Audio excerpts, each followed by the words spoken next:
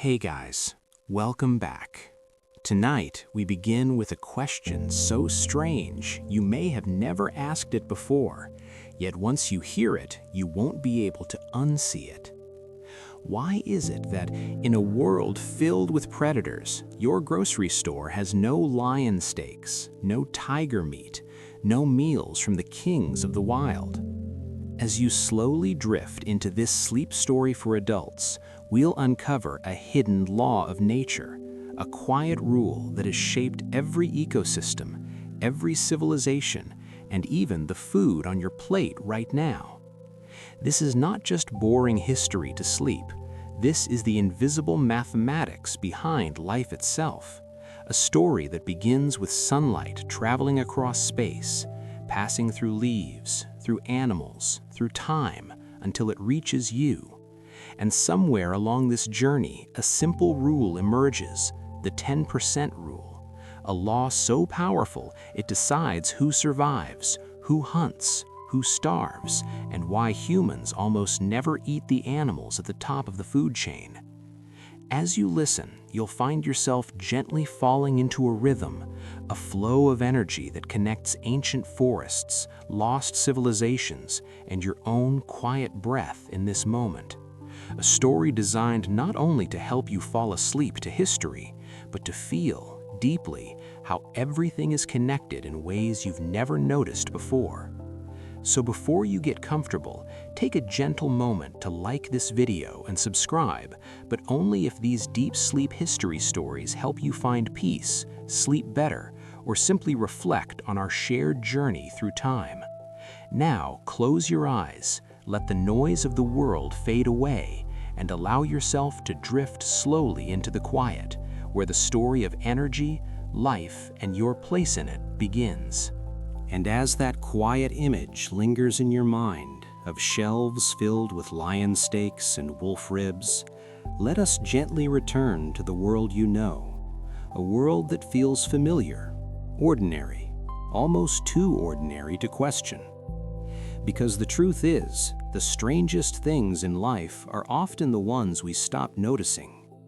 Walk into any supermarket, anywhere on Earth, at any time in human history that resembles our modern world, and you will see the same silent pattern repeating itself again and again. Rows of beef, neatly cut and packaged, chicken, pale and uniform, pork, lamb, turkey, sometimes duck, sometimes goat, sometimes rabbit. The details may shift slightly depending on geography, culture, or climate, but the structure remains unchanged, like a quiet law written beneath the surface of human behavior. And yet, hidden within this normality is an absence so complete that it becomes invisible. No wolf meat, no lion cuts, no eagle breast wrapped in plastic, no shark steaks resting under soft fluorescent light waiting to be chosen. It is not that these animals do not exist. It is not that humans have never encountered them. For tens of thousands of years, humans have shared the same landscapes with predators, have feared them, hunted them, even admired them. And yet, when it comes to food, they are almost entirely missing. Not just rare, but systematically excluded. And this is where the story begins to deepen, because what you are seeing is not culture, it is not taste, it is not even survival in the way you might expect. It is something older than civilization itself, something that predates language, agriculture, and even the earliest human ancestors. It is a pattern embedded in the very structure of life, a pattern that stretches back through time, past the rise and fall of empires, past the age of mammals, past the age of reptiles, all the way to the first fragile ecosystems that formed in ancient oceans under a younger sun. Every animal you typically see on that grocery shelf has one quiet thing in common. They are all part of the same role in the great story of the food chain. They are eaters of plants, converters of sunlight stored in leaves into flesh that can be passed upward. And every animal you do not see, every predator absent from that aisle, shares the opposite role. They are not converters, they are consumers of consumers.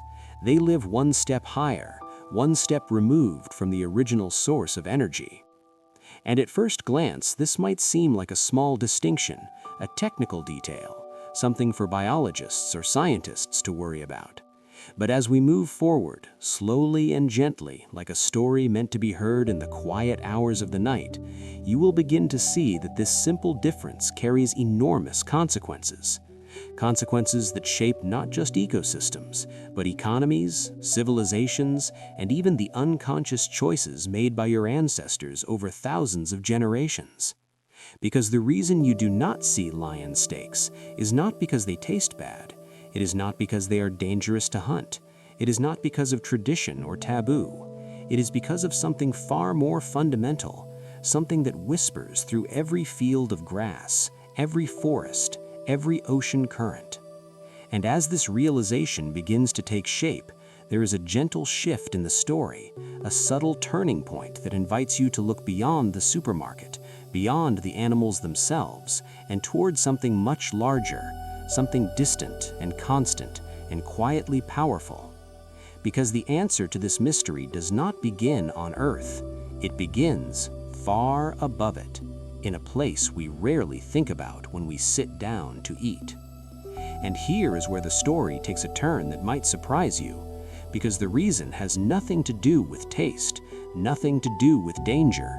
It has everything to do with the sun. And so, as your mind gently follows that quiet shift upward, away from the grocery store and into the vast stillness above, we arrive at something so constant, so familiar, that it almost disappears into the background of our lives.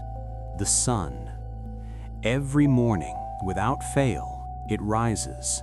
It warms your skin, lights your world, marks the passing of time. But what it truly offers is something far more profound than light or warmth. It offers energy, an endless, silent stream of energy pouring into our world every single second. And if you were to pause for just a moment and imagine it, really imagine it, you would see something astonishing. Every second, the sun releases more energy than all of human civilization has ever used across all of history. More than every fire ever lit, every engine ever run, every city ever illuminated. And yet, this immense gift travels quietly across 93 million miles of empty space, arriving not with a sound, not with a force you can feel, but as something gentle, almost invisible, light touching the surface of the earth. And here, in this quiet arrival, something extraordinary begins. Because scattered across the land, across forests, fields, and oceans, there are countless small green structures waiting. Leaves, tiny, delicate, unassuming. And inside each leaf, a process unfolds that is so subtle, so patient, that most people never think about it at all. The leaf absorbs sunlight. It takes carbon dioxide from the air, water from the soil, and with a kind of quiet precision, it begins to weave these elements together. Slowly, invisibly, it creates sugar. It creates stored energy.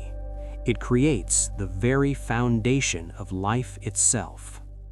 This process, known as photosynthesis, is not just one process among many. It is the beginning of almost every story you have ever lived. Every piece of bread, every grain of rice, every fruit, every vegetable, every animal you have ever eaten, all of it traces back to this single, silent moment, a leaf catching light. And yet, there is something else happening here, something that shapes everything that follows. Because for all its elegance, for all its quiet beauty, this process is not efficient, not even close. Out of all the sunlight that falls across a field, across an entire landscape bathed in golden light, The plants capture only a tiny fraction, about 1%, just 1%. Imagine that. The sun offers 1,000,000 units of energy, and the plants take only 10,000. The rest passes by, reflected, scattered, lost to space and atmosphere. And this is not a flaw. This is not something broken. It is simply how life works. It is the first narrowing of the river, the first reduction, the first quiet loss in a chain of losses that will continue at every step. And as you sit with this image of sunlight pouring endlessly into the world and only a small portion being held, something begins to shift in your understanding. Because what matters is not how much energy exists. What matters is how much can be captured and how much remains as it moves from one form of life to another. This is the beginning of what we might call the economy of nature, a system where energy is the only true currency and every living thing is both a spender and a survivor. And as we move forward, gently, deeper into this story, we will begin to see how this energy flows, how it is transferred, and more importantly, how it is lost.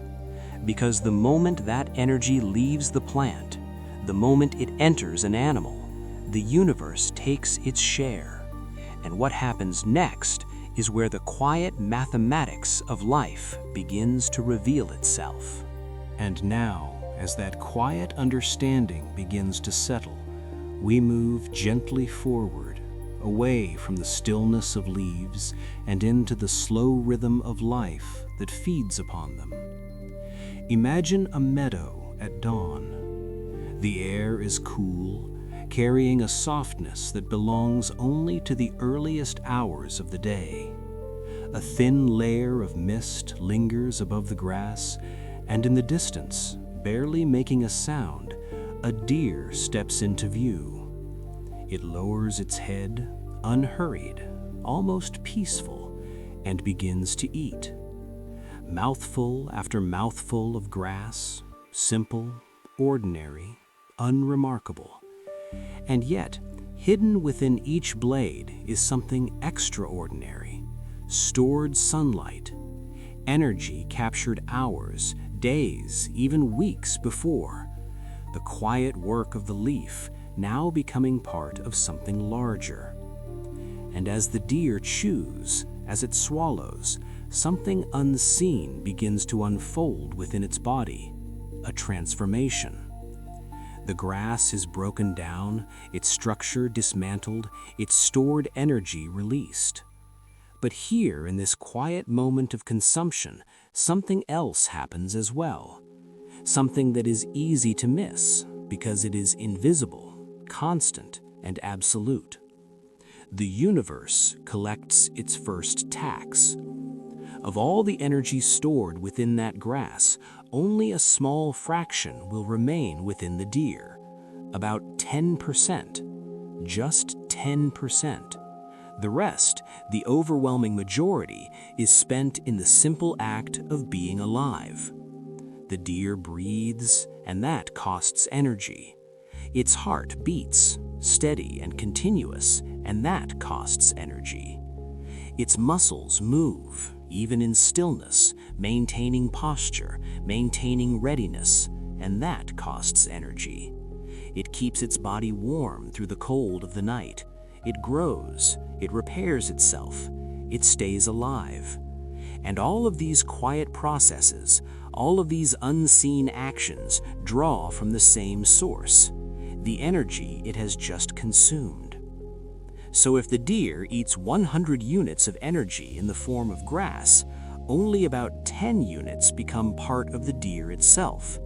The rest, the 90 units, do not disappear because energy is never destroyed, but they are transformed, released as heat, dispersed into the air, lost to the next step of the chain. And this is where something profound begins to emerge. because what you are witnessing is not an exception, it is not a coincidence, it is a rule, a pattern so consistent that it applies across ecosystems, across species, across time. At each step of the food chain, only a small portion of energy moves upward. The rest is the cost of living. This is what scientists call energy transfer, and within the quiet language of nature, it forms the foundation of the food chain itself. But you do not need the terminology to feel its weight. You can sense it simply by imagining the loss, the narrowing, the steady reduction as energy moves from sunlight to plant to animal. And as this idea settles deeper, there is a subtle shift in perspective, because suddenly life begins to look different, not just as a collection of creatures and behaviors, but as a flow, a movement of energy constrained at every step, limited, filtered, reduced. And if 10% feels small, if it feels like a harsh and unforgiving rule, it is, because it is. It is the first great limitation placed upon all living things, the first boundary that shapes what is possible and what is not. And as we move one step further, one level higher, into the world of predators, this limitation becomes even more severe, because the mathematics does not change, it only continues, and what was already a small fraction becomes something even smaller, because the mathematics of the next step is where the predator's curse begins. And so, as the quiet weight of that idea settles into place, we arrive at a way of seeing the world that feels almost simple, almost intuitive, as if it had always been there, waiting to be noticed. Imagine for a moment that the sun is not just a distant star, but a kind of bank, a vast cosmic bank, endlessly generous, depositing energy into the world every single day, not in coins or numbers, but in light, in warmth, in possibility. And each morning, without fail, this bank makes its deposit, 1,000,000 units of energy pouring across oceans, fields, forests, and mountains. And the first to receive it are the plants, the quiet, patient collectors, the grass beneath your feet, the trees stretching toward the sky, the algae drifting through the oceans. They reach out, not with intention, but with structure, with design shaped over millions of years, and they gather what they can. But as we have sown, they can only take a small portion, about 1%. From that million, they hold only 10,000, and already the narrowing has begun. Now into this quiet system, the herbivores arrive, the deer in the meadow, the cattle grazing in open fields, the rabbits moving softly through the undergrowth.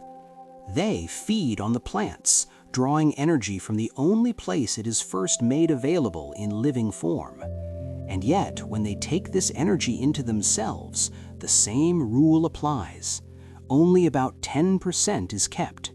From 10,000, only 1,000 remains, and the rest spent in the simple, constant act of being alive. And so the river narrows further. But the story does not stop here, because now, from the edges of the forest, from the shadows and the silence, another presence enters, the predator. The wolf, the lion, the hawk, the shark, creatures that do not gather energy from the source, but from those who already have. And when the predator feeds, when it consumes the herbivore, the same quiet law continues its work. 10%. From 1,000, only 100 remains. And if we imagine, just for a moment, one step further, a creature at the very top feeding on other predators, the number becomes smaller still. 10 from the original million. 10. And now, as you sit with this image, this slow and steady narrowing, something becomes impossible to ignore.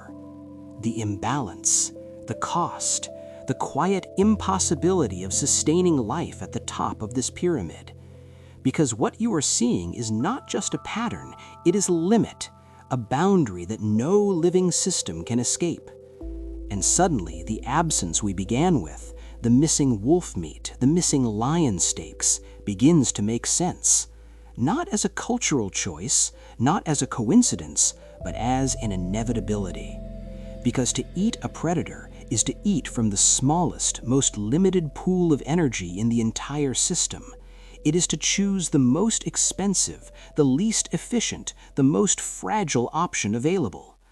And your ancestors, long before they had words for energy transfer or food chains, understood this in the only way that mattered, through survival, through trial and error repeated across generations. They learned, not with numbers, but with hunger, that to depend on predators was to risk everything. And so, without ever writing it down, without ever naming the rule, they followed it. They farmed what was abundant. They ate what could be sustained. They aligned themselves quietly with the flow of energy that made life possible. And this silent alignment is why your world looks the way it does today, why your plate holds what it holds, why the predators remain almost always outside the system of everyday human consumption. And yet, even as this understanding settles, there is a deeper layer waiting just beneath it. Because this rule, this quiet mathematical law, does more than shape what we eat. It shapes the lives of the predators themselves. It defines their struggles, their limitations, their constant hunger. And as we move forward deeper into this story, we will begin to see that for those who live at the top of the food chain, this rule is not just a constraint, it is a curse, a burden they carry with every step, every hunt, every breath.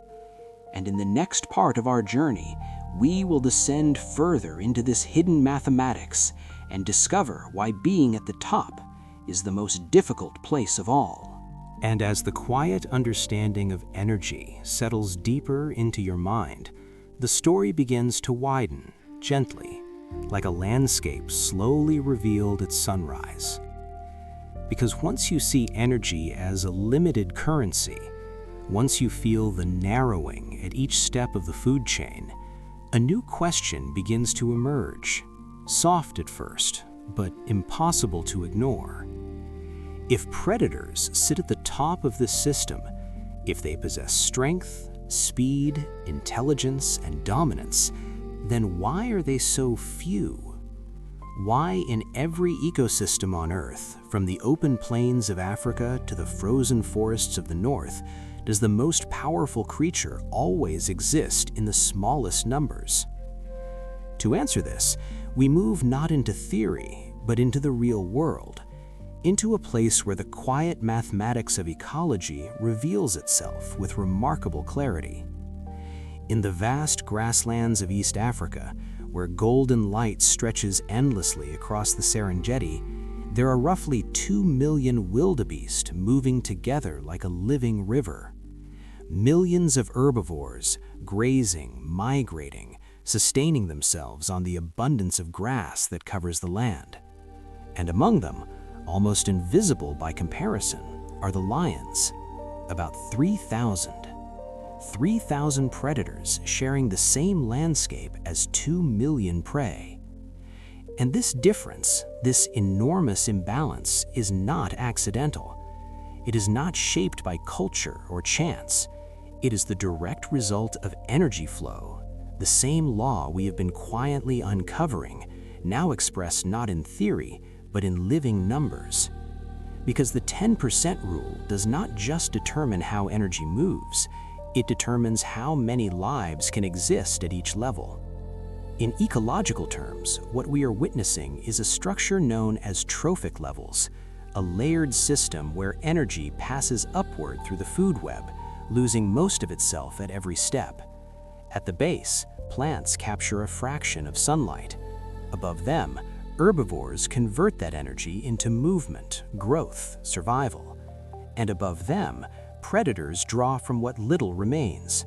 But each layer can only support a fraction of the one below it, not because of competition, not because of preference, but because there is simply not enough energy to go around. Imagine it this way, not as animals, but as weight, as mass, as stored energy. 1,000 pounds of grass might support 100 pounds of herbivores, and those 100 pounds of herbivores might support only 10 pounds of predators. This is not a rough estimate. It is a consistent pattern observed across ecosystems, across continents, across time. And when we step back and look at it, the shape becomes clear. A pyramid, wide at the base, narrowing steadily as it rises, until at the very top there is almost nothing left, just a few individuals, scattered, rare, isolated. And suddenly the image of the predator changes. It is no longer a symbol of power alone. It becomes something quieter, something more fragile. Because to exist at the top of this pyramid is to exist at the edge of possibility. Every predator lives within a system that can barely support it. Every hunt, every failure, every loss of energy matters. And this is why the apex predator, the so-called king of its domain, is always the rarest creature in that domain. Not because it is weak, but because the system itself cannot afford to sustain many of them. And as this realization settles in, there is a quiet shift in how we see power. Because what appears dominant on the surface is, in reality, constrained by something invisible and absolute, a mathematical boundary that shapes every ecosystem on Earth. And this is where the idea of the predator's curse begins to take form. Because to stand at the top of the food chain is not to rule without limit. It is to exist within the narrowest margin of survival, supported by the smallest share of energy, always one step away from collapse. And as we move deeper into this story, we will begin to see that this is not just a pattern in nature, but a condition, a burden carried by every predator that has ever lived. And as that image of the narrowing pyramid lingers in your mind, something else begins to take shape, something more personal, more immediate, as we step away from abstract numbers and into the lived reality of a single creature. Imagine a wolf, alone in the vast silence of a northern forest. Snow stretches in every direction, soft and unbroken, absorbing sound, holding the world in a kind of quiet stillness. The wolf moves carefully, its breath visible in the cold air, each step measured, each movement deliberate. It is strong, intelligent, perfectly adapted to its environment. And yet, beneath that strength lies a constant pressure, an invisible demand that never fades, the need for energy, the need to survive. Over the course of a year, a single wolf must consume the equivalent of roughly 20 deer just to sustain its life. 20 deer! And each of those deer, in turn, has spent its entire existence feeding on plants, consuming hundreds upon hundreds of pounds of grass, converting sunlight into flesh through the long chain of energy flow we have been tracing. And when you begin to follow this chain backward, when you trace the path of energy from the wolf to the deer and from the deer to the grass, something remarkable becomes clear. To support one wolf for 1 year, you do not just need prey, you need an entire landscape working continuously, quietly, to generate enough energy to sustain that prey. Fields of grass stretching across vast distances. Rainfall, sunlight, seasons shifting in delicate balance. All of it converging to produce the energy required for just one predator to exist. And when we translate this into something more tangible, the mathematics would quickly reveal the impossibility of such a system. You would need to grow vast amounts of plant matter, far beyond what would be required to feed humans directly. You would need to raise large populations of herbivores, only to feed them to predators, losing 90% of the energy at each step.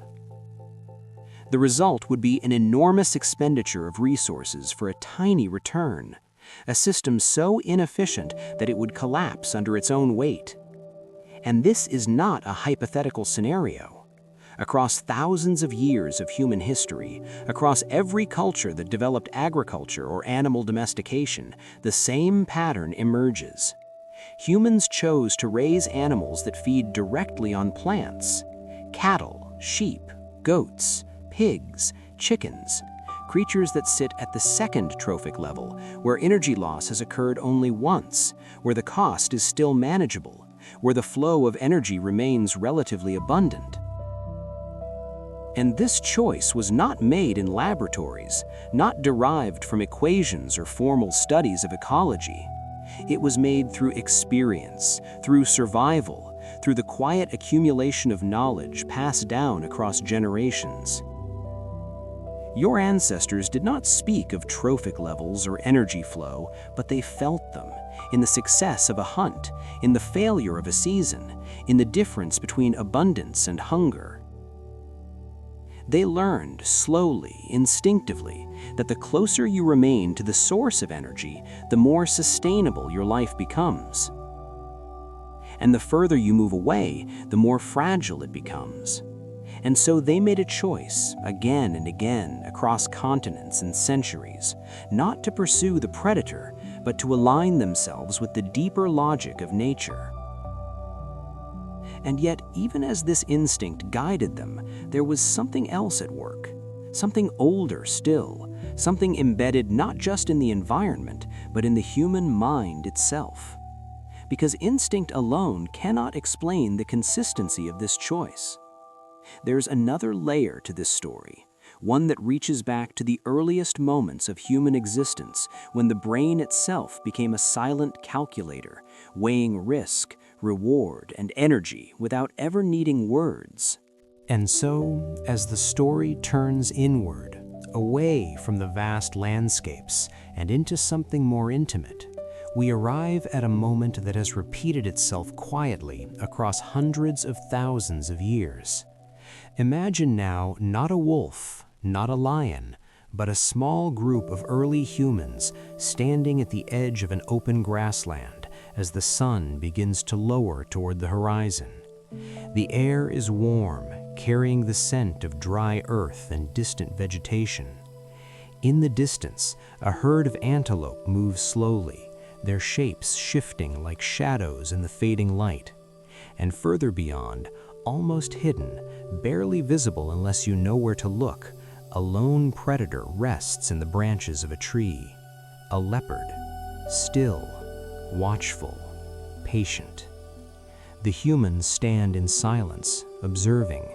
There are no words spoken, no formal calculations, no visible signs of analysis, and yet, within each of their minds, something remarkable is taking place. A decision is forming, not consciously, not through language, but through a deep, intuitive process shaped by countless generations before them. They are weighing options. The antelope, numerous, predictable, moving in groups. Fast, yes, but vulnerable. No claws, no fangs, no hidden advantage beyond speed and awareness. And the leopard, solitary, dangerous, efficient. A creature designed not just to survive, but to kill. Hunting the leopard would mean risk, immediate and severe. A single mistake could cost a life. Even success would yield relatively little food compared to the effort and danger involved. And so, without a word, without hesitation, the choice becomes clear. They will hunt the antelope. This moment, quiet and almost invisible, has occurred again and again throughout human history, across continents, across climates, across different species of prey and predator. And each time, the outcome has been the same. Humans pursue the herbivore. They avoid the predator. Not out of fear alone, not out of superstition or culture, but because of something far more fundamental: efficiency, energy, survival. What is happening in that moment is not just a decision, it is a calculation, a cost-benefit analysis running silently beneath consciousness, shaped by the same laws that govern energy flow and trophic levels in ecology.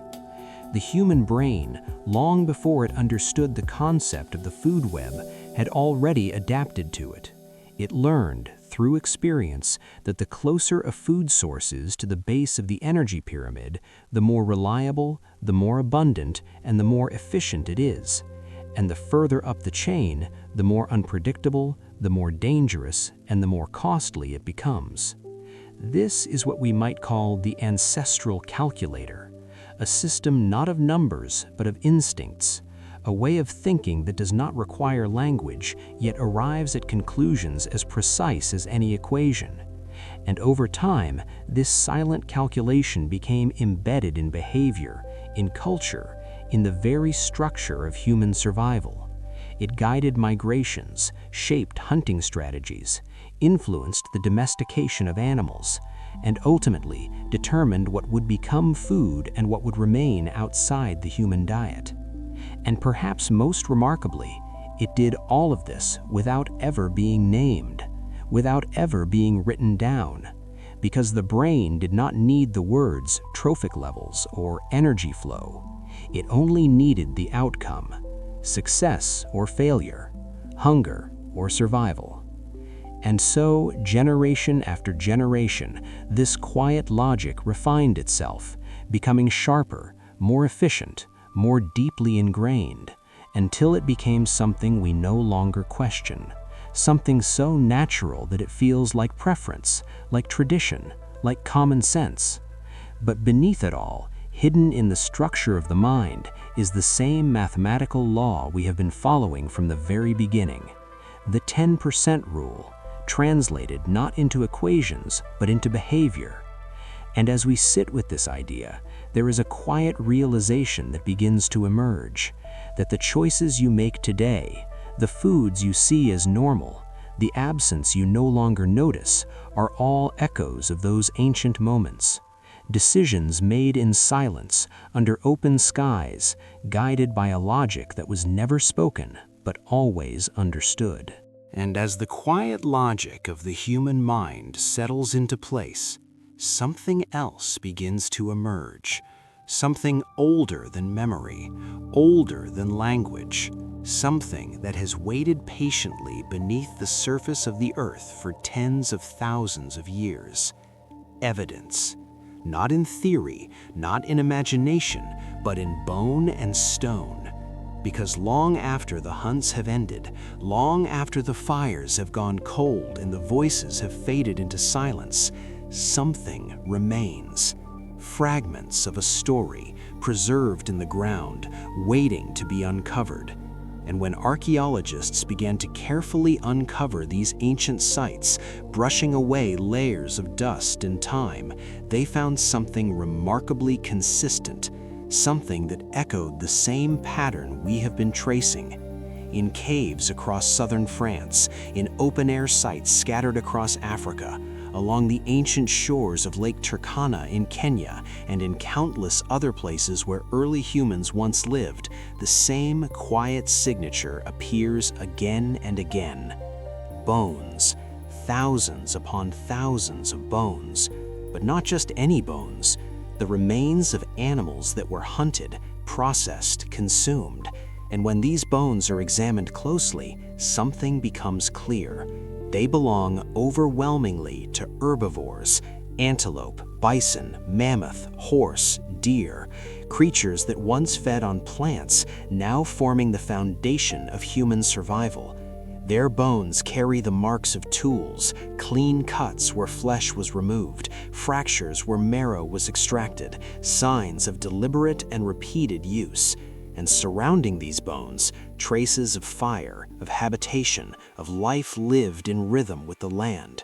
But when researchers look for something else, something that might challenge this pattern, the results are striking. The bones of predators are almost entirely absent, and when they do appear, in the rare instances where wolf or lion remains are found near human sites, they tell a very different story. These bones do not carry the marks of butchering. They are not broken for marrow, not stripped for meat. Instead, they show signs of something else. They have been shaped into tools, into ornaments, into objects of symbolic meaning. Teeth worn as pendants, claws preserved, skulls placed with care. The predator, it seems, was not food. It was something to be respected, perhaps even revered. And this pattern is not limited to a single region or culture. It appears across continents, across climates, across vast stretches of time. One extensive study examining over 1,200 prehistoric sites across Europe revealed that more than 95% of all animal bones showing signs of human processing belonged to herbivores. 5% belong to omnivores, creatures that occupy a middle space in the food web, and true carnivores, the apex predators, accounted for less than 1%. Less than 1%, a number so small that it almost disappears into statistical noise. And yet, it is consistent, unchanging, a quiet truth repeated again and again across the archaeological record. And as you sit with this evidence, something begins to settle, not just as an idea, but as a feeling. A recognition that this pattern is not accidental. It is not the result of isolated choices or temporary conditions.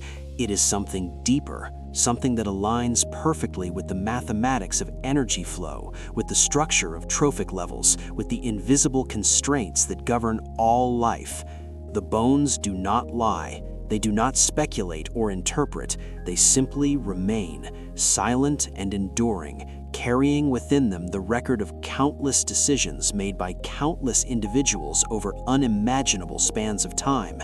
And together, they tell a story that is both simple and profound, that humans, across the entirety of their existence, have almost always chosen to eat from the lower levels of the food chain, not because they were told to, not because they understood the equations, but because the system itself allowed nothing else.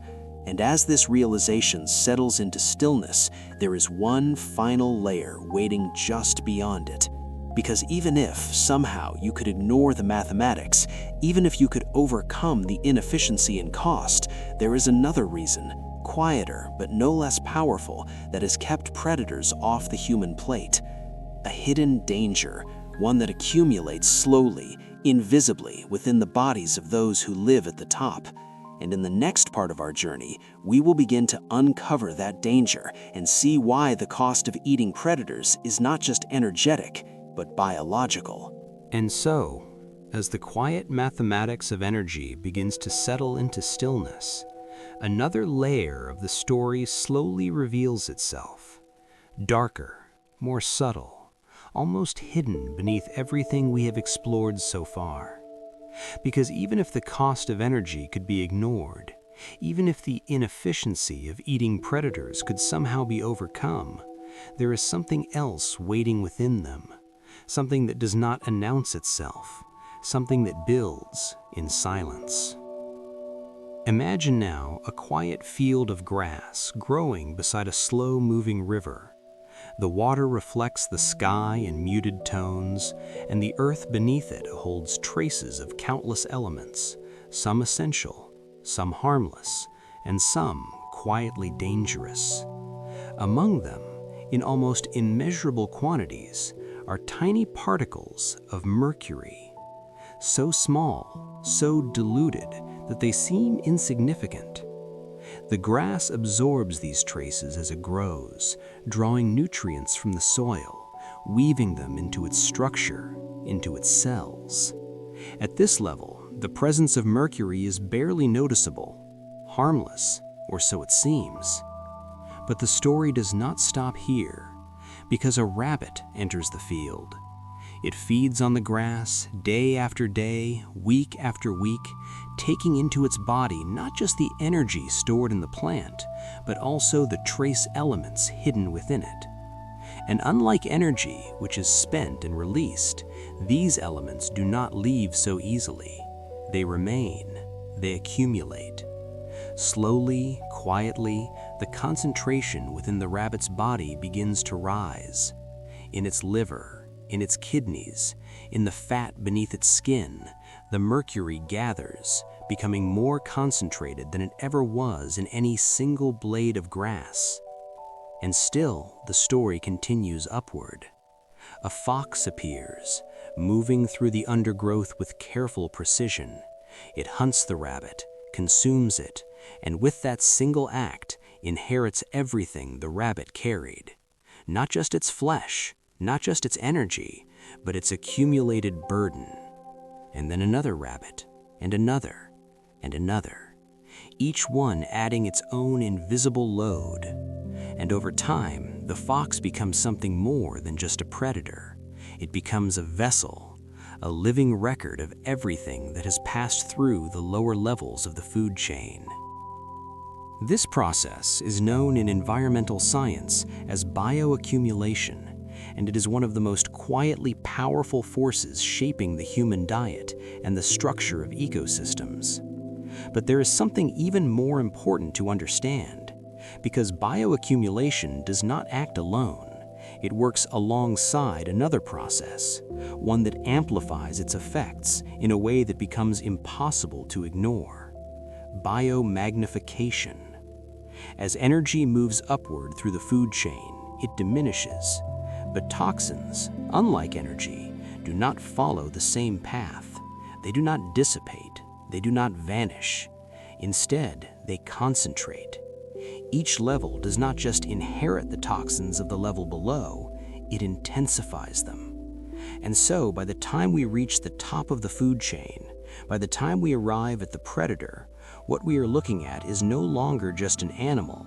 It is the end point of a long process of accumulation, a convergence of everything that has been absorbed, retained, and amplified along the way. And as this understanding settles into place, there is a quiet shift in perception, because suddenly the predator is no longer just costly in terms of energy.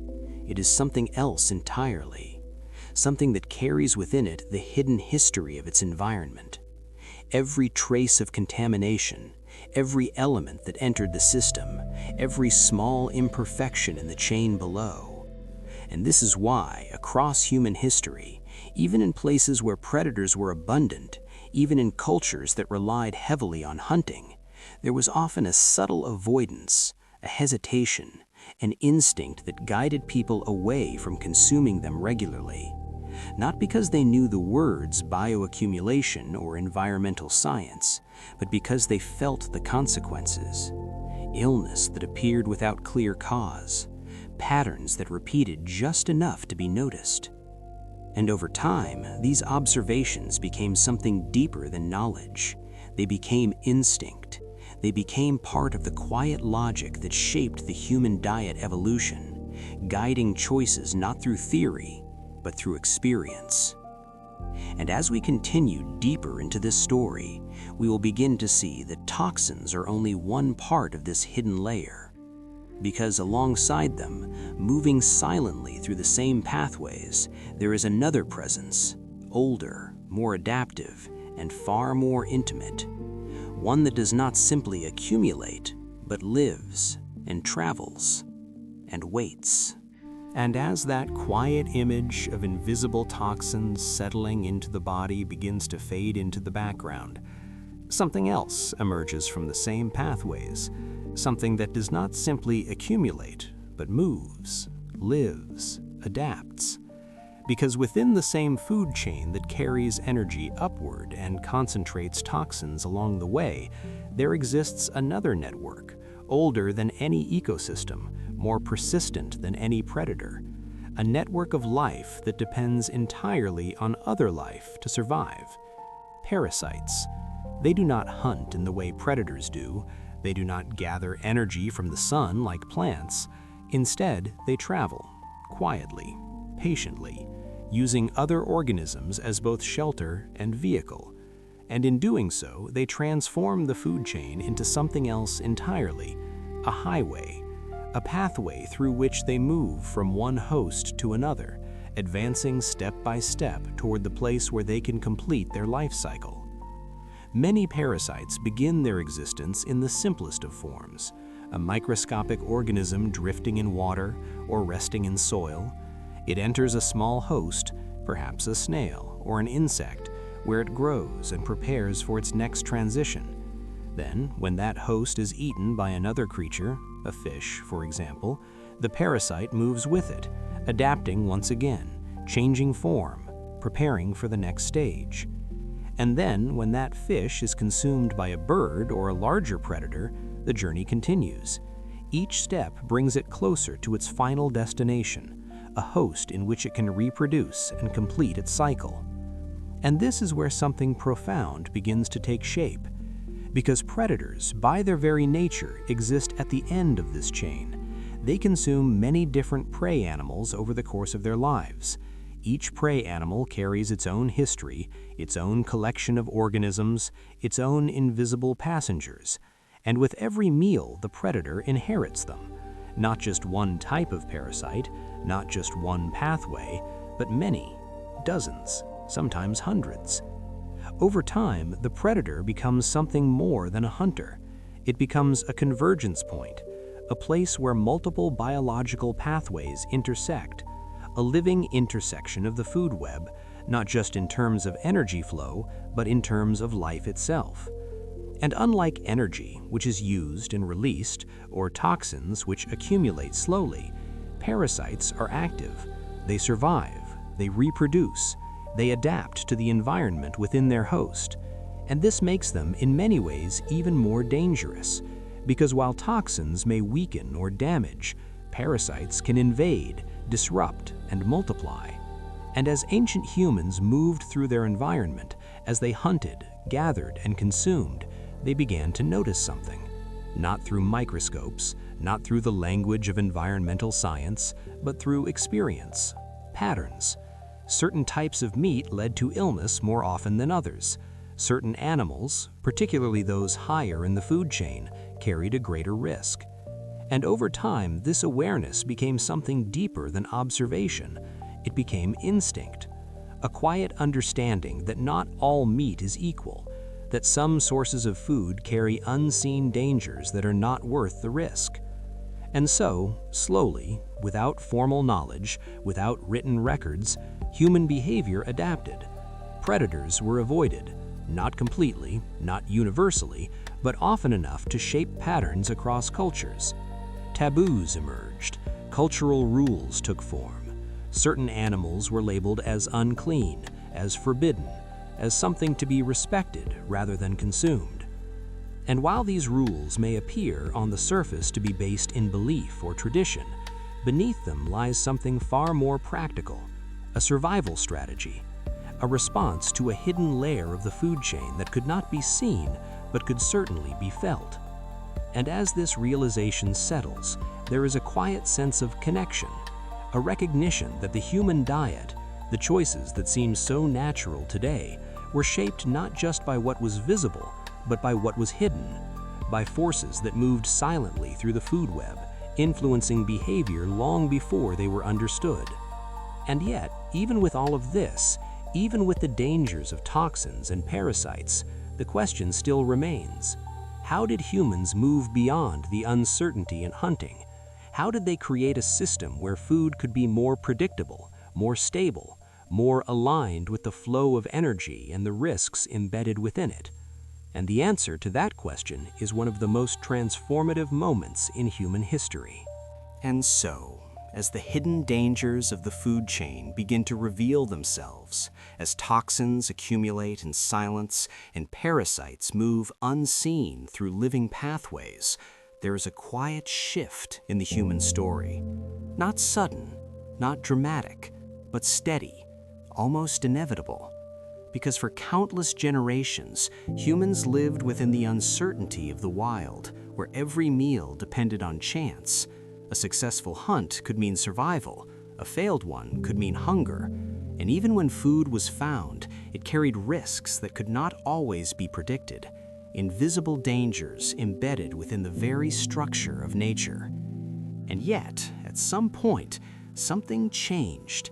Not all at once, not everywhere at the same time, but gradually, across different regions of the world, humans began to alter their relationship with food. Instead of simply taking from the environment, they began to shape it. Instead of following the movement of animals, they began to guide it. This was the beginning of domestication, a process that, at its core, was not just about control, but about alignment. Alignment with the flow of energy, alignment with the hidden risks of the food chain. Because when humans chose which animals to bring closer, which species to raise, to protect, to reproduce, they were not choosing randomly. They were selecting, consciously or unconsciously, for efficiency, for safety, for predictability. Herbivores became the focus, animals that fed directly on plants, that existed lower in the food chain, where energy was more abundant and toxins less concentrated.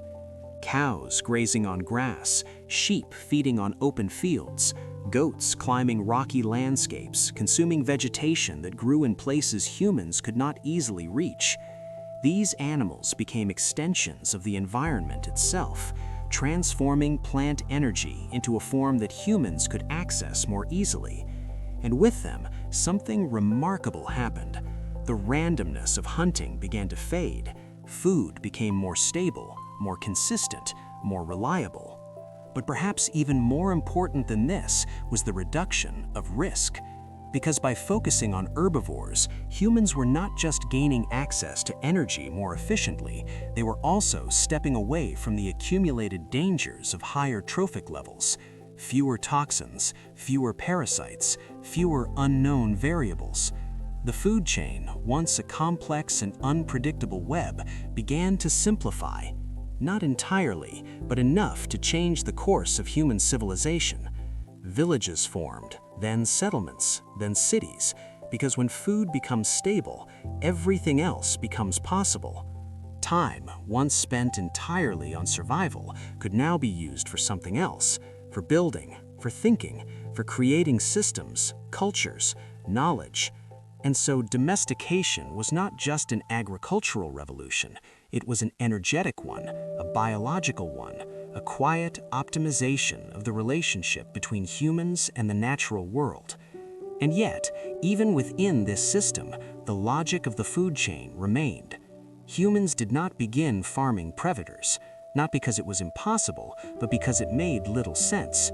To feed a predator, you must feed it other animals, and those animals must be raised, fed, and maintained, each step adding layers of inefficiency, layers of cost, layers of risk. And so even without formal equations, without written laws, humans followed a simple principle. Stay close to the source, stay close to the plants, stay close to the energy, and let the system work with you, not against you. And as this new way of living took root, it reshaped not just diets, but entire civilizations. It defined trade, it influenced culture, it even shaped belief systems, where certain animals were valued, protected, or avoided based on their role within this carefully balanced structure. And yet, as we sit with this understanding, there is a quiet realization that what we see today, the farms, the markets, the meals that appear so ordinary, are in fact the results of a long process of adaptation. A process guided not just by necessity, but by the deep underlying logic of energy, risk, and survival. And yet, even within this system, there are moments where the rules seem to bend, situations where humans do consume predators, situations that, at first glance, appear to contradict everything we have explored. And it is within these exceptions that we begin to see not a contradiction, but a deeper layer of understanding. And yet, as stable as this system appears, as logical and efficient as the human relationship with herbivores has become, there are moments where the pattern seems to shift. Moments where humans do, in fact, consume predators. Not often, not universally, but enough to raise an interesting question. If the logic of energy, toxins, and parasites all point away from eating predators, why do these exceptions exist at all? The answer, like many things in nature, is not found in contradiction, but in context. Because the rules we have explored are not absolute. They're tendencies, patterns that hold true under most conditions, but not all. And when the environment changes, when the constraints shift, human behavior adapts once again. Consider the Arctic, a landscape defined not by abundance, but by scarcity, a world of ice and snow, where plant life is minimal, where the lower levels of the food chain are compressed into narrow pathways of survival. In such an environment, herbivores are limited, and yet life persists. Marine ecosystems become the primary source of energy. Fish, seals, and other ocean predators dominate the available food sources.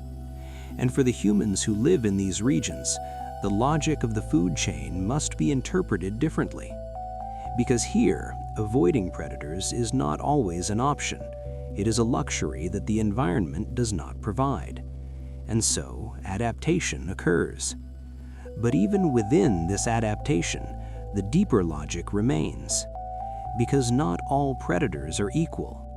Marine predators, particularly those that feed lower on the aquatic food chain, can sometimes carry fewer accumulated toxins than their terrestrial counterparts. The pathways are different, the dynamics shift, and in some cases, the risks become more manageable. But beyond environmental necessity, there is another factor at play: culture. Knowledge passed down through generations, not in the form of equations or scientific models, but in practices, in traditions, in methods of preparation that reduce risk in ways that are not immediately obvious. Fermentation, cooking techniques, the selective use of certain parts of an animal while avoiding others. These practices, refined over time, act as a kind of informal science, a way of interacting with the hidden dangers of food without needing to fully understand them. And this is where the exceptions begin to reveal something deeper. They do not break the rule, they illuminate it. Because in every case where humans consume predators, there is an adjustment, a compensation, a recognition, whether conscious or not, that something about this choice requires care, requires balance, and perhaps most importantly, requires limitation. Predators are rarely the foundation of a diet. They are occasional, supplemental, contextual. And this distinction matters because it shows that the human relationship with food is not rigid, but responsive, flexible, capable of adjusting to the constraints of the environment, while still, in subtle ways, respecting the underlying logic of the system. And as we reflect on this, there is a quiet understanding that emerges, that the rules of nature are not enforced through strict boundaries, but through consequences, through patterns that guide behavior over time, shaping decisions not by force, but by feedback. And humans, like all organisms, learn to navigate these patterns, sometimes consciously, often unconsciously. And so the presence of exceptions does not weaken the rule, it strengthens it. It reveals its depth, its adaptability, its connection to the real, complex world in which it operates. And as this chapter gently comes to a close, we find ourselves standing at a point of clarity, understanding not just why humans tend to avoid eating predators, but how that behavior fits into a much larger system, a system that extends far beyond individual choices, into the structure of ecosystems, the flow of energy, and the invisible forces that shape life itself. And from here, the story begins to expand once more. Because the 10% rule, the quiet mathematics that underlies everything we have explored, does not stop at food. It reaches into every aspect of the natural world, and perhaps into our own lives as well. Everything we've discussed so far might make you think humans never eat predators, that the logic of the 10% rule quietly guides us away from them in every possible way, shaping our instincts, our cultures, and even our civilizations towards efficiency and safety. But reality, as it so often does, holds a more subtle truth. Because there is one exception that slips into our lives so naturally that we rarely question it, something you may have eaten just days ago, perhaps even today, without a second thought. And that exception is fish. Because tuna is a predator, salmon is a predator, swordfish, bass, cod, all of them hunters in their own ecosystems, moving through the ocean with the same logic that lions move through the savannah, consuming other animals, sitting higher on their own food chains. And yet, despite everything we've explored about energy inefficiency, about toxins, about the hidden dangers of consuming predators, humans eat them constantly, casually, even elegantly, in quiet sushi restaurants where raw slices of predator flesh are arranged like art, in busy fish markets overflowing with carnivorous species, in home kitchens where fish is seen not as a risk, but as something light, healthy, even essential.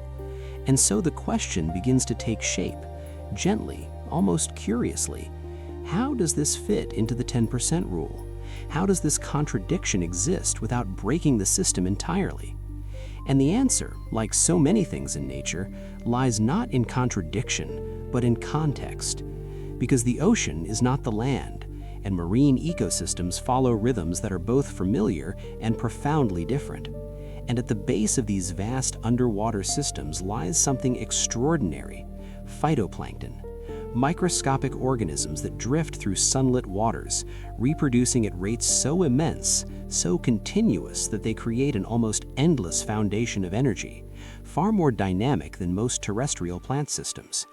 And because of this abundance, the ocean can support longer, more complex food chains without collapsing under the same inefficiencies that we see on land. But even more important than this is a detail that often goes unnoticed. Humans do not usually farm predatory fish. We do not feed them. We do not invest energy into raising them the way we do with cattle or pigs. Instead, we take them from the wild, from a system that has already paid the cost. And in doing so, the inefficiency does not disappear, it simply becomes invisible. The ocean bears the burden. The ocean processes the energy. The ocean sustains the chain. And we arrive at the end of that process, receiving the result without witnessing the cost. And this creates a quiet illusion, a sense that eating predators in the ocean somehow bypasses the rules we have been exploring. But beneath that illusion, the same forces remain, unchanged, waiting. Because the 10% rule does not vanish in water, it only hides more gracefully. And this is where the story turns, gently but unmistakably, back towards something we have already encountered, something that does not care whether it exists on land or beneath the sea: bioaccumulation. Because the same ladder of toxins that rises through grass, through rabbits, through foxes, also exists in the ocean. Only here it moves through plankton, through small fish, through larger fish, concentrating with each step. And by the time we reach the predators, the tuna, the swordfish, the sharks, the accumulation becomes significant, measurable, undeniable. Mercury levels rise, quietly, steadily, embedding themselves into muscle tissue, into the very flesh that ends up on a plate. And so, even in this exception, even in this world where the cost is hidden and the system appears to bend, the underlying logic remains intact, whispering rather than shouting, reminding us that the rules of energy, of accumulation, of survival are never truly broken, only obscured. And as this realization settles, there is a kind of calm understanding that begins to form, that what seems like an exception is not a rejection of the rule, but a variation within it, shaped by the vastness of the ocean, by the invisibility of its processes, and by the distance between cause and effect. And as you drift with this thought, gently, like the slow movement of water itself, you begin to see that even here, even in the quiet simplicity of a piece of fish on a plate, the mathematics of nature is still at work, still guiding, still shaping, still present in ways that are easy to overlook, but impossible to escape. And as the quiet image of the ocean fades, as the gentle illusion of effortless abundance gives way to something more grounded, the story shifts once again, moving away from the vast openness of water and back into landscapes shaped by necessity, by culture, and sometimes by desperation.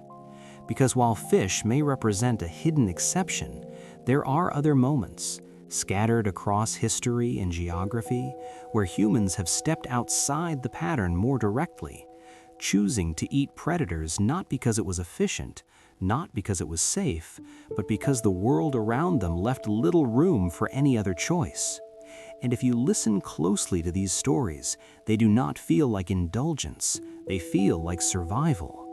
Because in the cold mountains of Scandinavia, among the Sami people, there were times when bear meat was consumed, not as a daily food, not as a reliable source of sustenance, but as something rare, something wrapped in ritual, something approached with a mixture of respect and caution.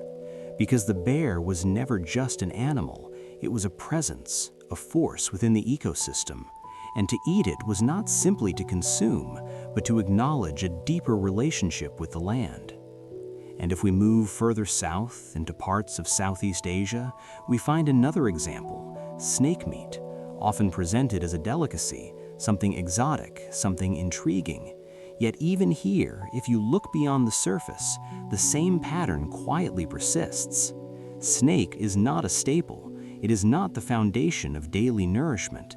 It appears in small portions, in specific contexts, often surrounded by tradition and preparation methods that reflect an understanding, whether conscious or not, that this is not ordinary food. And then, in the wetlands of the American South, or across the vast landscapes of Australia, we encounter alligators and crocodiles, creatures that exist somewhere between worlds, not quite like terrestrial predators, not entirely like fish. Their slow metabolisms and semi-aquatic lifestyles placing them in a unique position within the food chain. And yes, they are farmed. Yes, they are served in restaurants. But even here, they do not dominate the human diet. They remain on the edges, occasional, controlled, never central. And as these examples begin to gather, like quiet echoes across different cultures, a pattern becomes impossible to ignore. Because every time humans consume predators, it happens under conditions that soften the impact of the rule. Either the environment limits other options, or culture frames the act in a way that restricts frequency, or the biology of the animal itself reduces some of the expected costs. And in each case, there is a sense of adjustment, a subtle negotiation with the underlying mathematics of nature, as if humanity is saying, we will step outside the rule, but only briefly, only carefully, only when the situation demands it. And perhaps the most revealing moments come not from culture, but from extremes, from the edges of survival itself.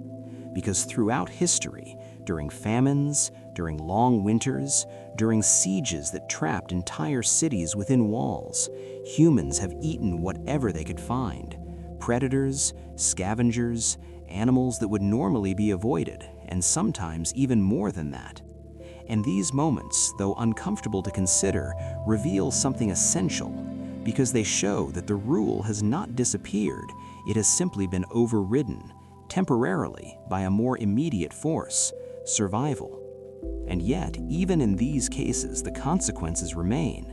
Illness, imbalance, a sense that this is not sustainable, that this is not how the system is meant to function. And so, when the crisis passes, when stability returns, human behavior shifts back almost instinctively toward the patterns we have been exploring all along, toward herbivores, toward efficiency, toward safety. And as you let this realization settle, slowly, gently, like the closing of a quiet story told at night, you begin to see that these exceptions are not contradictions. They are reflections, glimpses of what happens when the system is stretched, when the balance is disturbed. And in every case, the same truth remains just beneath the surface, that the 10% rule is not something humans chose to follow. It is something we discovered through experience, through consequence, through generations of quiet learning. And even when we step away from it, even when we explore its edges, it continues to shape us, guiding us back again and again toward the path of least resistance, the path of greatest efficiency, the path that allows life not just to survive, but to endure. And as this part of the journey comes to rest, there is a lingering sense that what we eat and why we eat it is not just a matter of taste or tradition, but a reflection of something much deeper, something woven into the very structure of the world itself. And as the echoes of survival slowly fade, as the scattered stories of exceptions begin to settle into a quiet understanding, something larger begins to emerge from beneath them. Something that is not about a single meal or a single culture, or even a single moment in history, but something that stretches across time itself. Because the 10% rule, the quiet mathematics we have been following like a thread through this entire journey, does not simply shape what humans eat, it shapes what humans become. And if you look closely, gently, almost like watching a slow story unfold before sleep, you begin to notice that every great civilization in human history rests upon this invisible foundation. Because long before cities rose, long before empires expanded, there was a simple requirement that could not be ignored. Energy had to be stable, reliable, and efficient enough to support more than just survival. Because without surplus, without extra energy beyond what the body needs to stay alive, nothing else can exist. No art, no architecture, no philosophy, no writing, no stories. And so, across the ancient world, wherever you find the first signs of civilization, you also find the same pattern quietly present. In ancient Egypt, along the gentle, predictable flooding of the Nile, the land transformed each year into one of the most fertile regions on earth, grass and grain growing in abundance, feeding cattle, feeding people, creating a steady, reliable flow of energy that did not depend on the uncertainty of the hunt. And from that stability, something extraordinary emerged, monuments rising from the desert, hieroglyphs etched into stone, a culture that could think beyond the immediate moment because it was no longer trapped within it. And if you move across the Mediterranean into the heart of the Roman world, you find a similar story, though expressed in a different form. Because the Roman Empire was, in many ways, not just a political system, but an energy system. Roads stretching across continents not merely for conquest, but to move grain, to ensure that the energy captured in the fields of Egypt and North Africa could flow into the heart of Rome, feeding millions, sustaining a city that could not survive on local resources alone. And when that flow was disrupted, when the fields failed or the supply chains broke, the empire itself began to weaken. Because beneath the power, beneath the armies and the politics, there was always the same quiet dependency, the need for efficient energy at the base of the system. And if you travel further, across oceans and into other continents, the pattern does not disappear, it repeats. In the Andes, the Inca built their civilization on terraces carved into mountains, growing potatoes, raising llamas, creating a system that maximized the energy available in a challenging environment. In China, vast dynasties rose and fell upon the cultivation of rice and the management of water, systems designed to produce as much energy as possible from the land. In India, wheat, lentils, and cattle formed the backbone of societies that balanced agriculture with cultural and spiritual life. And across all of these examples, separated by geography, by language, by belief, there is a quiet unity, a shared structure that links them together. Because none of these civilizations were built on predator meat, none of them relied on the top of the food chain as their foundation. They were built lower, closer to the source, closer to the plants, closer to the point where energy enters the system. Because that is where efficiency lives, that is where surplus becomes possible. And it is that surplus, that extra energy, that allowed humans to step beyond the immediate needs of survival and begin creating the world as we know it. And as this realization slowly settles, like the final moments of a bedtime story, there is a sense of calm clarity that begins to form. That civilization itself is not separate from nature, not an escape from its rules, but an extension of them, shaped by the same quiet mathematics that governs the flow of energy through every ecosystem. And as you drift with this thought, gently, you begin to see that every city, every structure, every piece of human history is, in some way, a reflection of this underlying pattern, a testament to the simple but powerful truth that where energy flows efficiently, life can grow, and where it does not, even the greatest empires eventually fade. And now, as the long arc of history begins to gently curve toward the present, as the quiet patterns that shaped ancient fields and early civilizations slowly unfold into the world we recognize today, the same question returns, not as a distant curiosity, but as something immediate, something that touches every life. How do we feed ourselves? And more importantly, how do we continue to do so in a world that is no longer small, no longer simple? Because today, the human population has grown beyond anything the ancient world could have imagined. More than 8 billion lives, each one dependent on the same fundamental process, the flow of energy through the food chain. And yet, despite all our technology, despite our systems, our networks, our ability to move resources across continents in a matter of days, the underlying reality has not changed. The 10% rule still governs every meal, every field, every decision, whether we see it or not. And if you pause just for a moment and look at something as ordinary as a piece of beef, something that feels familiar, comforting, even traditional, you begin to see the mathematics hidden beneath it. Because to produce that single portion of meat, it often requires many times its weight in grain. 10 units of energy transformed into one, a quiet echo of the same inefficiency that exists throughout nature. And for most of human history, this was not a problem, because land was abundant, populations were smaller, and the scale of production remained within the limits of the environment.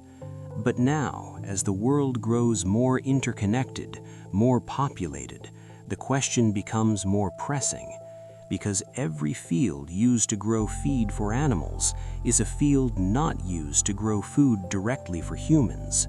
Every unit of water, every unit of energy, every piece of land becomes part of a larger equation, one that determines not just what we eat, but who can eat and who cannot. And so, quietly across the modern world, a conversation begins to take shape, not always loudly, not always visibly, but steadily, a conversation about efficiency, about sustainability, about how to align our choices with the same underlying logic that has guided life for millions of years. Because when we look at different sources of food, we begin to see differences that mirror the energy pyramid itself. Some animals convert feed into meat more efficiently than others. A chicken, for example, requires far less input to produce a given amount of food than a cow. moving closer to the base of the system, reducing the loss. And plants, in their simplest form, bypass the conversion entirely, offering energy in its most direct state. And this is where modern debates begin to emerge, not as isolated trends, but as reflections of something deeper. Discussions about reducing meat consumption, about shifting diets, about exploring new forms of protein, whether from plants, from laboratory processes, or even from insects. All of these ideas, though they may appear new, are in fact deeply connected to the same quiet rule we have been following all along, the 10% rule, the invisible guide that continues to shape our world even as we try to reshape it ourselves. And as you let this idea settle, slowly, like the fading light at the end of a long day, there is a sense that the question is not simply about what is right or wrong, but about balance, about how humanity chooses its place within the energy pyramid, about whether we can find a way to live in harmony with the mathematics of nature rather than constantly pushing against it. And as this chapter draws to a close, there is one final shift in perspective, because to truly understand the 10% rule, to see it not just as a principle of diet or agriculture, but as something far more universal, we must step back even further, beyond fields, beyond oceans, beyond civilizations, to a scale where energy itself becomes the story, and where our place within it can be seen with a kind of quiet clarity that only distance can provide. And so, as you drift gently into the next part of this journey, let your thoughts expand. Let them move beyond the familiar, beyond the immediate, and prepare to see this simple rule from the widest possible perspective, the cosmic perspective. We began this journey in a grocery store, standing quietly in the meat aisle, asking a simple question that felt almost ordinary: why there are no lion steaks. And now, as the story gently expands beyond that small, familiar space, we find ourselves somewhere much larger, somewhere far beyond shelves and labels and human choices.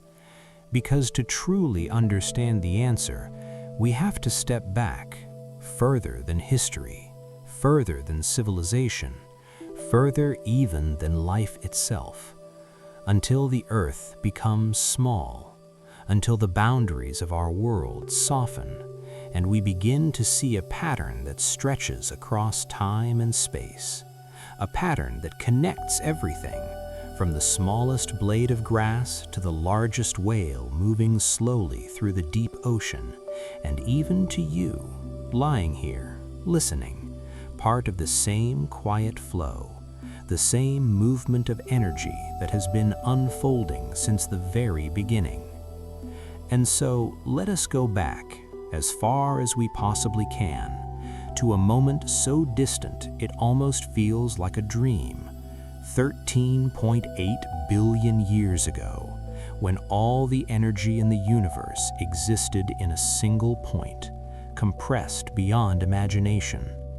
And then, in an instant that changed everything, it expanded, not as an explosion in space, but as the expansion of space itself, carrying energy outward, spreading it across a growing cosmos. And over time, that energy began to take form, gathering into stars that burned with quiet intensity, into galaxies that drifted slowly through the dark, into systems that would one day hold planets, oceans, and the conditions for life. And among those countless stars, one formed that would become our sun, a steady, radiant source of energy, quietly transforming hydrogen into helium, releasing light and warmth in a continuous flow that would last for billions of years. And from that immense output, only a tiny fraction ever reaches Earth, a small, almost insignificant stream compared to the vastness of what is produced. And yet, even within that fraction, something extraordinary happens, because an even smaller portion of that energy is captured by plants, by leaves that open themselves to the light, by microscopic organisms drifting in water, performing the delicate process of photosynthesis, turning sunlight into stored energy, into the foundation of all life on this planet. And from that impossibly thin thread, from that narrow channel of captured light, everything else begins to emerge. Forests rising from the ground, animals moving through landscapes, ecosystems forming, civilizations eventually taking shape. Every structure, every system, every story built upon this quiet transfer of energy. And as you let this idea settle, gently, like a soft voice in a historical sleep story, there is a kind of calm wonder that begins to form, because it means that nothing you see around you exists independently. Everything is connected through this flow. Everything is part of the same transformation, the same gradual movement from light into life. And the 10% rule, the simple principle that has guided us through this entire journey, reveals itself now not as a detail, not as a small observation about food chains, but as a reflection of something far deeper, because it describes how energy moves, how it changes, how it is passed along and diminished step by step, level by level, through every system that depends on it. And in this way, the 10% rule becomes something more than a rule. It becomes a window into the fundamental architecture of life itself, a quiet explanation for why ecosystems look the way they do, why abundance exists at the base and rarity at the top, why some paths are sustainable and others are not. And as you drift further into this understanding, as the boundaries between history, biology, and the present moment begin to soften, you may begin to feel something else as well, something subtle but deeply grounding, that the energy flowing through the world is not separate from you. It is the same energy that sustains your body, the same light transformed through countless steps until it becomes warmth, movement, thought, and breath. And in this sense, the story we have been telling is not just about food or animals or even history. It is about connection, about the invisible thread that links you to the earliest moments of the universe. And as this thought gently settles, like the final lines of a story meant to help you fall asleep fast, there is a quiet invitation to simply rest within it, to feel the stillness of it, to recognize that even now, without effort, without awareness, you are part of this vast and continuous flow. And as that vast image of cosmic energy slowly settles into stillness, as the light from distant stars seems to fade gently into the background of your thoughts, the story begins to shift once more, drawing closer to Earth again, but now with a different perspective, one shaped by distance, by understanding, by the quiet awareness that everything we see is part of a larger pattern.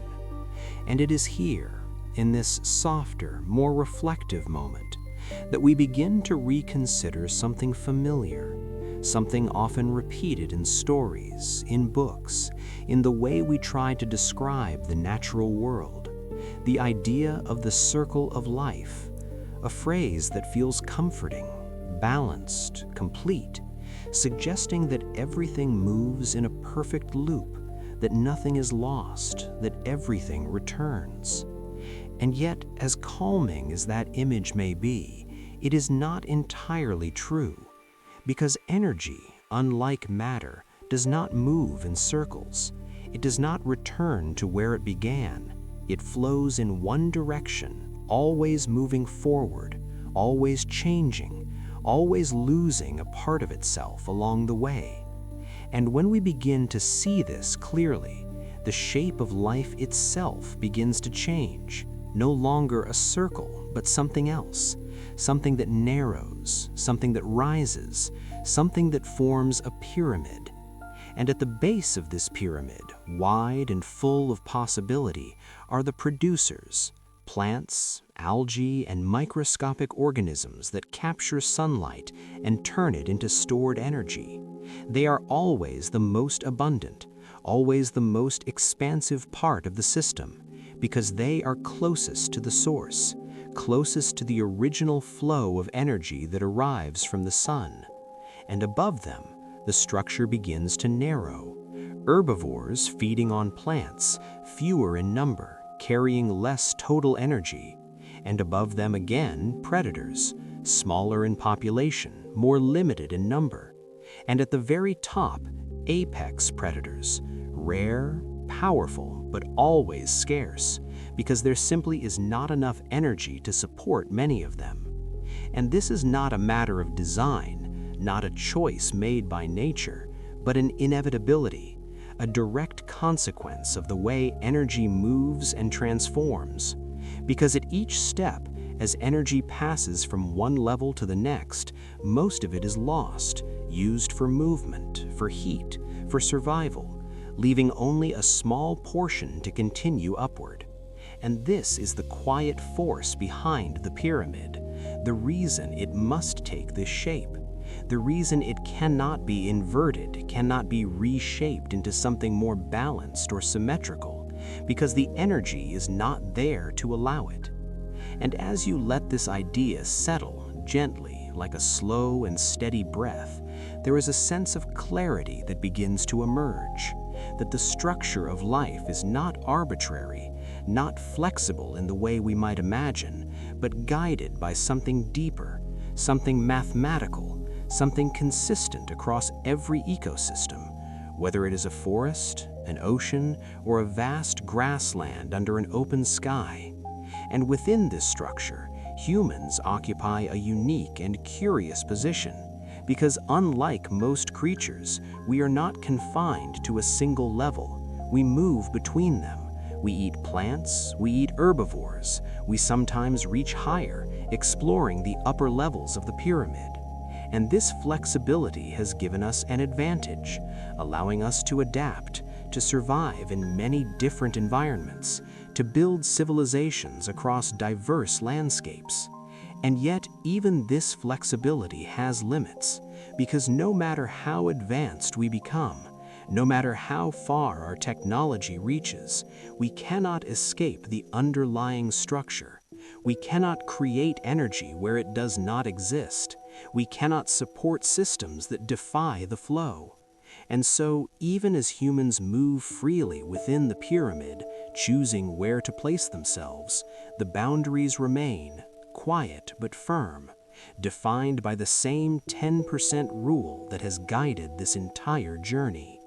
And as you drift with this understanding, as the idea of the pyramid settles into your thoughts like a gentle pattern repeating in a historical sleep story, there is a calm acceptance that begins to form, that life is not a perfect loop, not a closed circle, but a flowing system, one that narrows and rises, one that shapes itself according to the energy available, and one that quietly, steadily defines what is possible and what is not. And now, as the shape of the pyramid settles gently into your thoughts, as the quiet understanding of energy flowing from wide to narrow begins to feel almost familiar, the story returns softly to where it all began, not with a grand theory, not with the vastness of the cosmos, but with something simple, something close, something you have seen countless times without ever really seeing it. Your dinner plate, resting quietly in front of you, ordinary and unremarkable at first glance. And yet, beneath that simplicity, there is a hidden structure, a quiet mathematics that has been guiding every ingredient, every choice, every possibility that led to that moment. And if you imagine, just for a moment, that the meal before you is a piece of steak, warm, familiar, something that has been part of human life for thousands of years, you begin to trace its story backward, not through culture or tradition, but through energy, because that steak did not begin as meat. It began as grass, growing slowly under sunlight, capturing energy from the sun, storing it in its cells. And that grass was eaten by a cow, an herbivore living at the second level of the energy pyramid, transforming plant energy into animal energy. And then, eventually, that cow became food. And now, on your plate, that transformation is complete. And yet, what you are holding in that moment is not the full energy of what came before. It is only a fraction, a small portion, because at each step of the journey, most of the energy was used, lost as heat, spent in movement, consumed by life itself.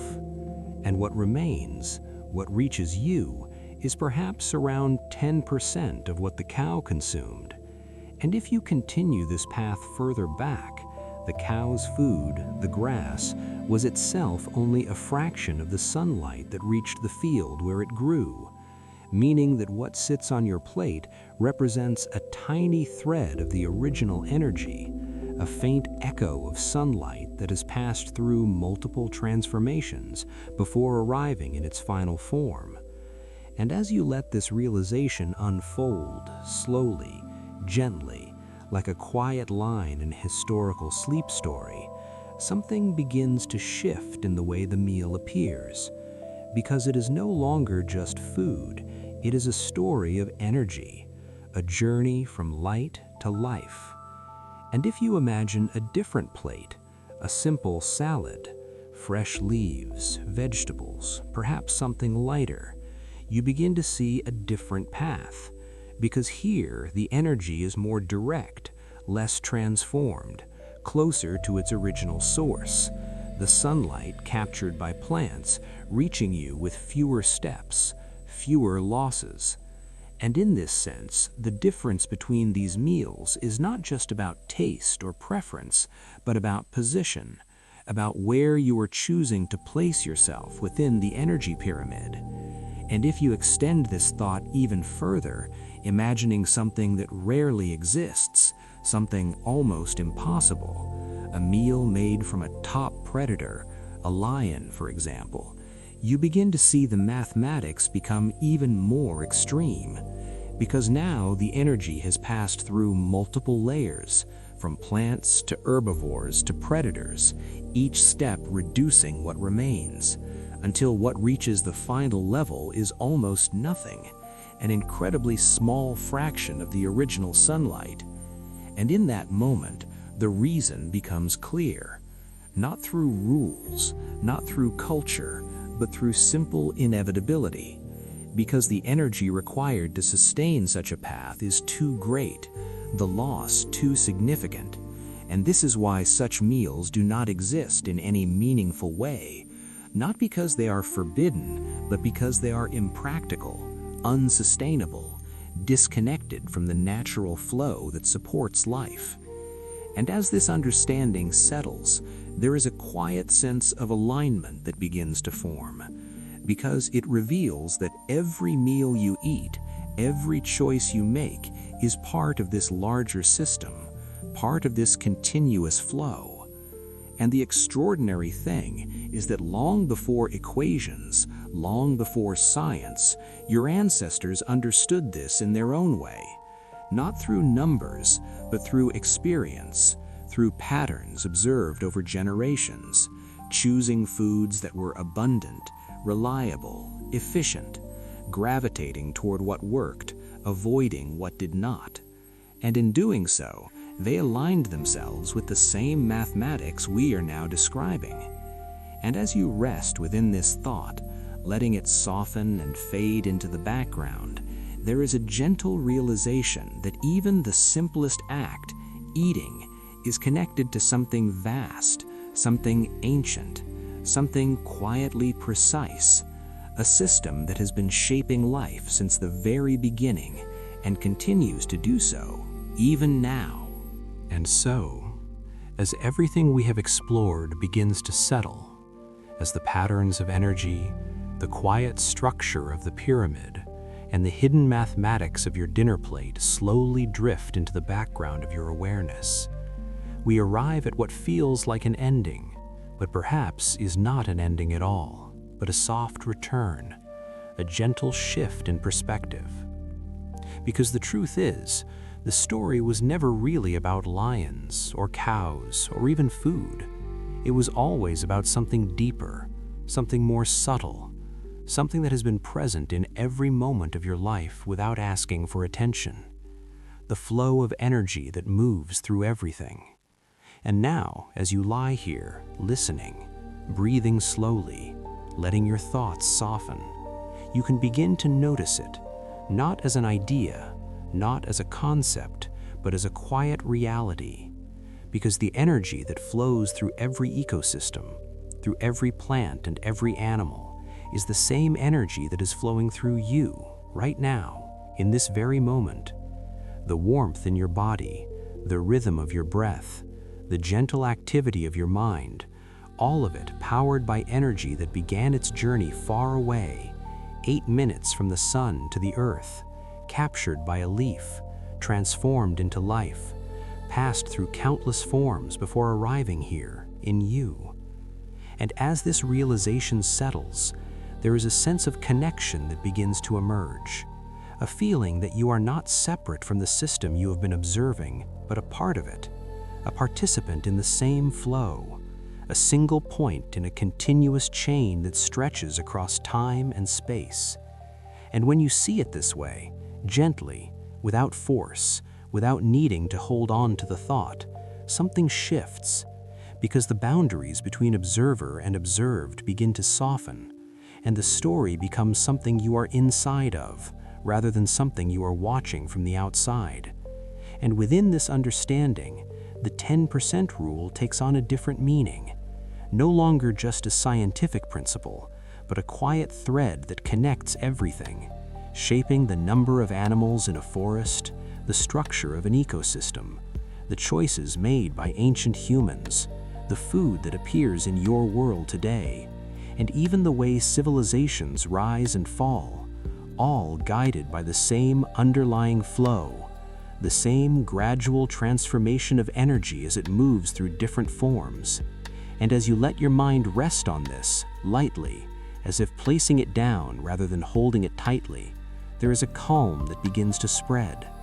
Because the complexity of the world, the countless interactions, the vastness of life, all begin to feel a little more understandable, a little more unified, as if they are all expressions of the same simple pattern, repeated again and again across different scales, from the smallest cell to the largest ecosystem, from the quiet moment of a meal to the movement of entire civilizations. And within this pattern, you have your place, not separate, not above, but within, shaped by the same rules, sustained by the same energy, connected to the same source. And as this thought gently fades into the background, becoming less a statement and more a feeling, something soft and steady like the rhythm of your breath, you may begin to notice a deeper quiet, a sense of stillness that does not come from silence alone, but from understanding, from seeing how everything fits together without needing to control it. And in that quiet, there is rest, because you are no longer trying to make sense of a fragmented world. You are simply part of a continuous flow, carried by it, supported by it, shaped by it. And as you drift further, letting your awareness soften, letting the edges of thought blur into something more gentle, more spacious, you can carry this with you, not as something to analyze, not as something to remember in detail, but as a simple truth. You are made of starlight. energy that has traveled across unimaginable distances, filtered through life, transformed again and again until it became you. And the same quiet mathematics that shaped the food chain, that determined what could exist and what could not, has also shaped you, your body, your place, your experience.